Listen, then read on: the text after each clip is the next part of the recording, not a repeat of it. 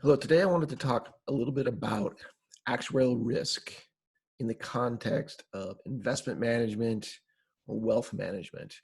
I'm going to contend and demonstrate that we are completely losing this battle. We, as an industry, are doing a terrible job. Now, think about actuarial risk in our context, right? As investment professionals, wealth management professionals, we ourselves or our clients have a goal, and that goal is to be able to retire, to stop working and retire in our older age. So the plan that we've put forth for ourselves or for our clients is to save. Now, actuarial risk in this context is simply one of two things. Either we run out of money before we die and we have nothing to live on, which is really the bigger risk that we are concerned about, or we die before we run out of money. Now, this one isn't as big of a deal. We can leave money to our favorite charity, to our offspring, or whatever. But in reality, perfect actuarial assumptions would have us spend and spend until the very last penny we spend is as we die. Now, what does it actually take to live here in the U.S.?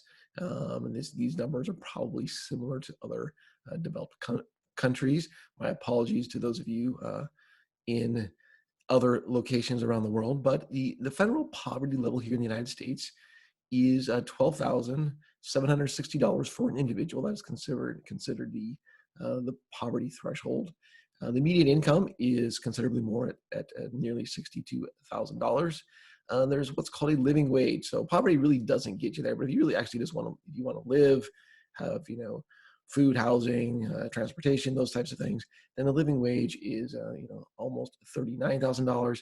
And to live in the top 1%, then you're gonna clock in at $421,926 per year. These are all annual numbers.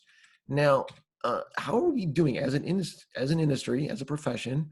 Our goal is to enable you to live in retirement without working.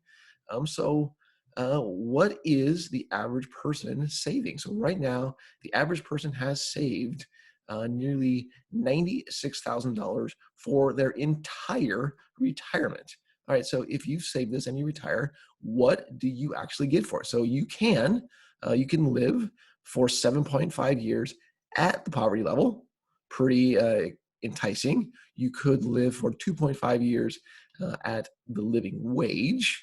You could live for 1.5 years with the median income level, or you have a whopping 12 weeks of living in the top 1%. The question is now, what happens? These seem like very short time spans given our goals in terms of how long we want to be retired for. The actuarial risk is clearly skewed towards running out of money before we die. So what do you do when you retire and run out of money very quickly? What happens? Maybe you're homeless. That's an attractive possibility. You maybe return to work, or you just never have the opportunity to stop working. You work until the day you die. There are, of course, vehicles or scams, however you want to classify them, like reverse mortgages, where you basically bleed all of your assets and have nothing left whatsoever. Not very attractive options, I would argue.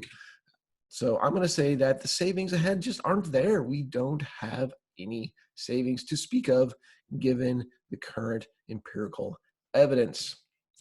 My question to you is, as an investor, as a professional in the investment industry, is are you happy with this? We should not be happy with this. We are clearly failing.